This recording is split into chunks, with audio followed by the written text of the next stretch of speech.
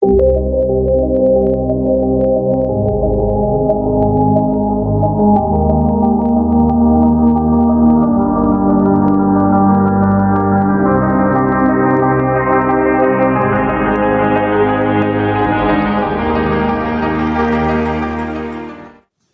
वालेकुम स्टूडेंट्स कहा जाता है कि practice makes a man perfect. यानी एक काम को करने की जितनी ज़्यादा दफ़ा आप कोशिश करेंगे वो काम उतना ज़्यादा बेहतर तरीके से जो है वो आप कर सकते हैं। तो लास्ट टाइम जब हमने करवाया था 4.16 एग्जाम्पल मैकेनिक्स ऑफ स्ट्रक्चर हम लेके चल रहे हैं, चैप्टर 4 है उसका।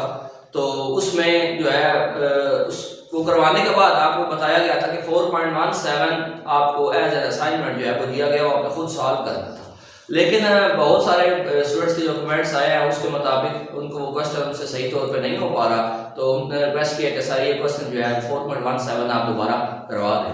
तो उसके साथ आप देख रहे हैं स्टडी ट्री, तो अपना टाइम ज़ाया किए बगैर हम चलते हैं क्वेश्चन की तरफ। तो स्टूडेंट्स ये है हमारे पास एक बीम जो कि ओवरहैंगिंग है, और इसमें आप देखेंगे एक पॉइंट लोड लग रहा है और एक यूडीएल लोड जो है वो लग रहा है।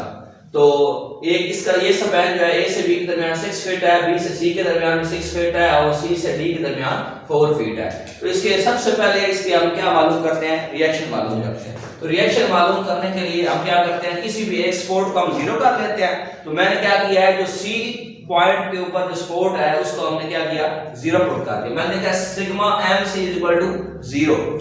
Then clockwise moment is equal to anti clockwise moment के। तो अब हमने क्या करना है कि क्लॉकवाइज मोमेंट में जैसे एज यूजुअल हम प्रीवियस करते रहे हैं कि जो क्लॉकवाइज फोर्सेस होती हैं वो इसमें लिखते हैं, जो एंटी क्लॉकवाइज फोर्सेस होती हैं उनको इसमें लिखा जाता है। अब हमें चेक करना है इसमें कौन सी फोर्सेस जो है क्लॉकवाइज है और कौन सी एंटी क्लॉकवाइज। तो आप देखेंगे R1 एक ऐसी फोर्स है जो क्या है, क्लॉकवाइज आ रही है। और सेकंड नंबर पे ये जो है डी पॉइंट के ऊपर जो 1000 जो है डी से सी के दरमियान लग रहा है वो क्या है, क्लॉकवाइज। ठीक है, तो ये दो फोर्सेस हैं हमारी जो क्लॉकवाइज लग रही हैं। तो R1 का डिस्टेंस हमें लेना है पॉइंट C तक 6 प्लस 6। तो R1 मल्टीप्लाई में क्या हो जाएगा, 12 हो जाएगा, प्लस 1000 की फोर्स लग रही थी, डिस्टेंस क्या था 4, और 4/2 के साथ मल्टीप्लाई किया क्योंकि यूडीएल था। तो उसके बाद इन दोनों के अलावा कोई फोर्स ऐसी नहीं है जो क्लॉकवाइज में लग रही हो। तो यहाँ पे हम इक्वल का जो है वो साइन डालेंगे और हम चले जाएंगे anti clockwise moment. Anti clockwise moment की जब बात करते हैं तो हम देखते हैं कि एक ये वाली फोर्स है जो कि रोटेशन इसकी क्या है, एंटी है, एंटी क्लॉकवाइज रोटेशन है। और ये जो 1000 की फोर्स लग रही है ये सी और बी के दरमियान जो लग रही है वो एंटी में लग रही है, एंटी क्लॉकवाइज लग रही है। तो ये दो फोर्सेस जो है इनको हम एंटी क्लॉकवाइज देते हैं। पहले नंबर पे 3000 मल्टीप्लाई बाय डिस्टेंस इसका सी पॉइंट तक 6 है, प्लस दूसरे नंबर पे 1000 यूडीएल था मल्टीप्लाई बाय डिस्टेंस उसका क्या था 6, और 6/2 किया है, क्यों किया है, क्योंकि यूडीएल। तो इनको कैलकुलेट करने के बाद आपके पास इधर 8000 आएगा, इधर आपके पास 18000 आएगा, इधर भी 18000 आएगा। इन दोनों को आप प्लस करेंगे तो 36000 आ जाएगा, और ये 8000 जो है इधर जाके क्या हो जाएगा -8000, आपके पास क्या हो जाएगा, वो बच जाएगा 28000। अब 12 R1 के साथ मल्टीप्लाई हो रहा था, इधर आके डिवाइड होगा तो आपको ये आंसर की सूरत में मिलेगा R1 2333.33 पाउंड्स R1। ठीक है जी, पहला रिएक्शन आपको क्या आ गया 33.33 पाउंड। इसको हम यहां पर जरा लिख देते होते हैं 33.33 पाउंड। तो अब हम यहां R1 निकाल चुके हैं। जब R1 निकाल चुके हैं हम, अब हमने R2 की तरफ जाना है। तो R2 निकालने के लिए एक सिंपल सा तरीका क्या होता है कि R1 plus R2 equal to क्या रख लेते हैं, टोटल लोड की जितना लोड लग रहा था उसको यहाँ और एक साइड पे R1 प्लस R2। R1 हम फाइंड कर चुके हैं तो उसकी जगह पे हम पुट कर देंगे, प्लस R2 हमें नहीं मालूम। टोटल लोड अब हमने चेक करना क्या है, दो ही किस्म के लोड जो है वो यहाँ पे लग रहे हैं। एक आपके पास 3000 है, दूसरा आपके पास 1000 है, जो कि क्या है यूडीएल है। तो यूडीएल जो जितने स्पैन पे लग रहा है उतना स्पैन आप लेंगे 4 और प्लस 6। तो यहाँ पे एक लोड आ गया 3000 प्लस आ जाएगा आपके पास 1000 ज़रब जो है वो 6 हो जाएगा। ठीक है जी, तो 1000 ज़रब 6 आप लेंगे तो टोटल आपके पास क्या आ जाएगा जी, इसको पास करो भैया। R1 हम निकाल चुके हैं जी, तो अब R2 हमें निकालना है। तो हमारे पास फार्मूला होता है R1 plus R2 equal to total load के। R1 की जगह R1 की वैल्यू प्लस R2 आ जाएगा, दैट इज इक्वल टू दो किस्म के लोड्स हमारे पास लग रहे हैं। एक है हमारे पास पॉइंट लोड जो कि 3000 है, दूसरा है यूडीएल। पॉइंट लोड को हम 3000 लिखेंगे और यूडीएल जो है वो क्या होगा, 1000 जितने स्पैन पे लग रहा है ज़रब वो कर लेंगे। 4 जमा 6 10 मिनट के स्पैन पे लग रहा है तो 1000 ज़रब क्या हो जाएगा 10 हो जाएगा। तो हमने क्या किया जी 3000 जमा 1000 ज़रब 10, इसको कैलकुलेट किया, टोटल आ जाएगा 13000 यानी 13000। ये जो है इधर प्लस का इधर आके माइनस हो जाएगा, इसको माइनस करने के बाद आपके पास आंसर आ जाएगा 10,666.667 पाउंड्स। ठीक है जी, तो ये आपके पास किसकी वैल्यू आ गई, R2 की वैल्यू आ गई। हम इसको नोट कर देते हैं इधर, R2 is equal to 10,666.667 pounds. अच्छा, अब आप R2 और R1 ये दोनों आप फाइंड कर चुके हैं। अब हमारा नेक्स्ट स्टेप जो होता है वो होता है शेयर फोर्स जो है उसको फाइंड करना। तो शेयर फोर्स की तरफ हम चलते हैं। शेयर फोर्स अपवर्ड हम पॉजिटिव लेते होते हैं और डाउनवर्ड नेगेटिव लेते होते हैं। अब सबसे पहले ए पॉइंट के ऊपर हम शेयर फोर्स ले लेंगे, ये हमारा ए पॉइंट है और अगर आप देखें तो R1 जो है वो अपवर्ड जा रहा है, तो ए पॉइंट के ऊपर ये सेम फोर्स आ जाएगी, अपवर्ड जाएगी तो किस में होगी, प्लस में होगी। तो यहाँ पे प्लस में मैंने क्या किया, ये फोर्स लिख दी। इंतहाई आसान है, मुश्किल नहीं है, शेयर फोर्स बिल्कुल इजी है। जस्ट यहाँ पे यूडीएल आता है ना, वहाँ आपको थोड़ा सा जो है वो और करना पड़ता है। अच्छा, अब ए पॉइंट पे हम ले ली, तो अब नेक्स्ट पॉइंट है हमारा यहाँ पे बी। तो बी पॉइंट पे लेने के लिए हम क्या करेंगे, आप देखेंगे शेयर फोर्स क्या होती है, algebraic sum of all previous forces. तो क्या है, R1 इज इक्वल टू ये है, ये पहली फोर्स है जो ए पॉइंट पे थी, इसको हम लिख लेंगे और प्लस बी पॉइंट के ऊपर अगर आप देखें तो कोई फोर्स लग रही है, वो क्या है 3000। तो प्लस में क्योंकि ये थी इसको प्लस में लिखा, अब जो डाउनवर्ड लग रही है वो किस में होगी, माइनस में होगी। तो इन दोनों को कैलकुलेट करने से कि आपके पास आंसर आता है -666.67 पाउंड्स। यहां तक क्लियर हो गया। अब यहां तक आप ए और बी पॉइंट आप निकाल चुके हैं। अब आपने जाना है आगे पॉइंट सी की तरफ, लेकिन अब जो लोड लग रहा है वो क्या है, यूडीएल। जब भी यूडीएल लगता होता है ना तो आप लिखते होते हैं point B to C, point B to C, यानी आपने लिखा shear force at point B to C. ये बी टू सी कब लिखना है, ये तब लिखना है जब आपका दो पॉइंट्स के दरमियान यूडीएल लग रहा है। जिन दो पॉइंट्स के दरमियान आप शेयर फोर्स मालूम कर रहे हैं, अगर उनके दरमियान यूडीएल लग रहा है तो आप क्या करेंगे, आप उसको लिखेंगे बी टू सी। अब बी टू सी लेके तो प्रीवियस फोर्स हमारे पास ये मौजूद थी और माइनस की अगर आप देखें तो ये 1000 फोर्स है जो यहां से लेके इस पॉइंट के दरमियान लग रही है, स्पैन इसका 6 फीट है। तो मैंने क्या देखा, -1000 ज़रब क्या कर दिया मैंने 6 कर दिया। अब इसको ये माइनस का 6000 और इसको जब आपस में कैलकुलेट करेंगे तो ये 6666.67 आपके पास पाउंड आता है। अब पॉइंट बी टू सी आपने जो है वो सॉल्व कर लिया। अब आपने यहाँ पे ये मैंने सी लिखा हुआ है, आपने यहाँ पे लिखना है सी।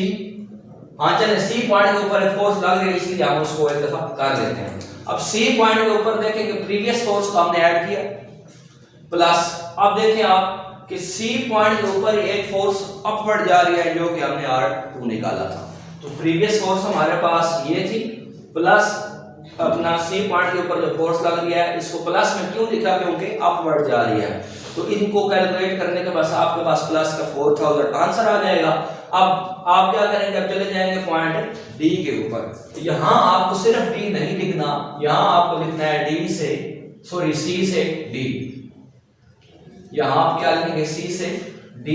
क्यों लिखेंगे, क्योंकि सी से डी भी यूडीएल जाना है। ठीक है जी, तो 4000 तो आपका प्रीवियस था, -4000 कौन सा लिखा है, वो ये लिखा है कि 1000 जो फोर्स है वो यहां से लेके यहां तक भी लग रही है, वो 1000 यहां से यहां तक भी लग रही है। वो 1000 है और डिस्टेंस कितना है 4, तो उसको मल्टीप्लाई किया तो आपके पास आंसर क्या आ जाएगा, 4000 plus 4000 minus 4000 is equal to क्या आ जाएगा, 0 हो जाएगा। तो जब आपके पास शेयर फोर्स निकालते हुए लास्ट पॉइंट की वैल्यू 0 आ जाए तो आपको ये समझ आना चाहिए कि आपका क्वेश्चन जो आपने पीछे किया है वो क्या है, ठीक है।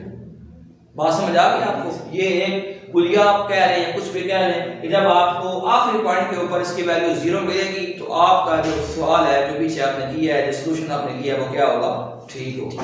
अच्छा, शेयर फोर्स को सॉल्व करने के बाद हम उसकी डायग्राम की तरफ जाते हैं। वो डायग्राम की तरफ क्यों जाते हैं, क्योंकि हमें लगता है कि कई दफा क्वेश्चन में जो पॉइंट ऑफ जीरो शेयर है वो आ जाता है, कई दफा पॉइंट ऑफ कॉन्ट्राफ्लेक्शन आ जाता है। तो after this calculating shear force, उसके बाद हम वी विल मेक डायग्राम, वो हम बनाएंगे। तो जो कि मैंने बनाई है और आपसे शेयर कर रहा हूँ किस तरह बनाई है कि देखेंगे। सबसे पहले वैसे मैं हर क्वेश्चन में तकरीबन ये डायग्राम बनाने का तरीका जो है शेयर करता हूँ, तो हो सके अब आपको याद हो गया होगा।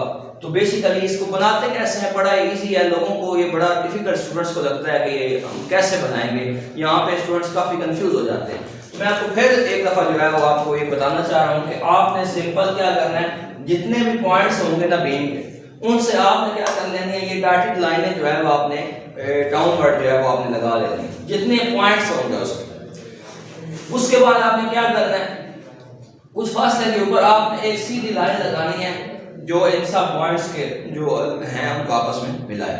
ये एक सीधी लाइन लगा दी, इसको बीम लाइन कह लें या बीम कह लें, हम इसको ये कहते हैं। अच्छा, इसको न्यूट्रल एक्सिस जो कहते हैं क्योंकि इसके ऊपर जो है तमाम स्ट्रेसेस की कीमत जो है क्या होती है, सिफर होती है। अच्छा, सबसे पहले हमें जो है ना क्या करना है, ये लगा ली, फिर ये लाइन लगा ली। अब हमें ग्राफ बनाना होता है। वो ग्राफ हम कैसे बनाते हैं, वो ग्राफ हम बनाते हैं कि शेयर फोर्स में हम देखते हैं कि मैक्सिमम कीमत जो है वो क्या आ रही है। तो उसके हिसाब से अगर आप देखें तो हमारे पास एक वैल्यू क्या है 33 समथिंग, और फिर -666, फिर 6666, फिर 4000, फिर 0। अब अगर आप देखें तो सबसे बड़ी वैल्यू क्या है 6666। इस वजह से क्योंकि ये 6000 में आ रही है तो मैंने सोचा कि 2000 2000 2000 के हिसाब से इसका ग्राफ बना लिया जाए, यानी 2000 प्लस 2000 4000 प्लस 2000 6000 प्लस 2008। इसी तरह अब ये प्लस में होगा तो डाउनवर्ड 2000 किस में होगा, माइनस में होगा। होप्स हो कि ये बात आपको समझ आ गई होगी कि सबसे बड़ी वैल्यू को देख के आप ये ग्राफ बनाते होते। अब ग्राफ बन गया हमारा। अब हम पॉइंट ए पे हैं और ए पॉइंट के ऊपर हमारी शेयर फोर्स है 23 अब अगर इसकी बात करें तो ये है इसमें प्लस में, ये फोर्स किसमें थी, प्लस में। तो हम क्या करेंगे, इससे अपवर्ड जाएंगे। तो ये अगर 2000 था तो तकरीबन थोड़ा सा ऊपर करके हमने इसको 333 तक सब जो है वो कर लिया, तो हम अपवर्ड सीधा आ गए क्योंकि ये पॉइंट के ऊपर आ गए। अब अगर नेक्स्ट पॉइंट की बात करें, पॉइंट बी माइनस का 666.67। अब ये वैल्यू किस में है, माइनस में है, मतलब हमें इस लाइन से नीचे आना है और वो भी पॉइंट बी के ऊपर। तो आप देखेंगे पहले यहां से लेके यहां तक बीम के ऊपर कोई फोर्स नहीं लग रही, तो आप यहां से सीधे यहां तक आ जाएंगे। अब आपको क्योंकि नीचे जाना है डाउनवर्ड, तो आप पहले 0 तक आएंगे, फिर उसके बाद आप माइनस का 666 जो है वो यहाँ पे नीचे आ जाएंगे। यहाँ पे 0, यहाँ पे माइनस का 666, ये 2000 था, इसका 1000 और इससे कम जो होगा वो क्या होगा, माइनस का 666.67। तो यहाँ तक आप पॉइंट बी के ऊपर आ गए। अब अगर आप चलें तो पॉइंट हमारे पास है बी टू सी, जिसके वैल्यू हमारे पास क्या आती है, -6666.67। अच्छा, अब ये वैल्यू है बी टू सी, तो आप देखें कि वैल्यू भी माइनस में है, ये बी है और ये सी है। तो यहां से आपने जाना है जो पॉइंट सी का, तो वैल्यू है -6666। तो ये यहां तक ले तो 6000 से नीचे आएंगे तो 6666 हो जाएगा। अब ये वैल्यू माइनस में है और आपने देखना है कि ये ऊपर जो लोड जो है उन दो पॉइंट्स के दरमियान लग रहा है जो कि यूडीएल है। जब भी यूडीएल लग रहा होता है तो शेयर फोर्स की लाइन क्या होती है, इंक्लाइंड। क्या होती है, इंक्लाइंड, मतलब तिरछी लाइन होती है। तो यहाँ से आप तिरछी लाइन के साथ इस 6666 वाले पॉइंट को बी और सी को आपस में क्या करेंगे, मिला देंगे। तो यहाँ से ये था माइनस का 666 और यहाँ पे 6666 माइनस में था, आपने इसको तिरछी लाइन से मिला दिया। तिरछी लाइन क्यों लगाई, क्योंकि हमारे पास था यूडीएल। अब नेक्स्ट पॉइंट की तरफ अगर हम चलते हैं तो पॉइंट हमारे पास आ जाता है जी सी। सी के ऊपर जो हमारे पास वैल्यू आई थी वो थी प्लस का 4000। अब ये किस में वैल्यू है जी, प्लस में है। तो सबसे पहले जरूरी है कि यहाँ से 0 तक पहुंचा जाए। तो इधर से इसी पॉइंट के ऊपर डायरेक्ट 0 तक आ जाएंगे। आप देखेंगे कि ये प्लस का 4000 आया, तो यहाँ पे आपने वो पॉइंट लगा लिया। अब यहाँ से सीधी लाइन प्लस की 4000 के ऊपर जो है वो आपने आ, ठीक हो गया। अब पॉइंट नेक्स्ट देखते हैं तो हमारे पास सी से डी है जो कि क्या आ रहा है आपके पास 0 और ऊपर लोड क्या है, यूडीएल है। तो आप क्या करेंगे, एक इंक्लाइंड लाइन के साथ यहाँ से डायरेक्ट पॉइंट 0 की तरफ आएंगे और आप पॉइंट डी को सी से मिला देंगे। तो इस तरह करके आपको शेयर फोर्स डायग्राम जो है कंप्लीट हुई। आपने इसको कंप्लीट करने के बाद इसके अंदर ये लाइनिंग लगा देनी है और इसका स्पैन शो कर देना है और इसके पॉइंट शो कर देने हैं। आपने यहाँ पर लिख देना SFD यानी शेयर फोर्स डायग्राम।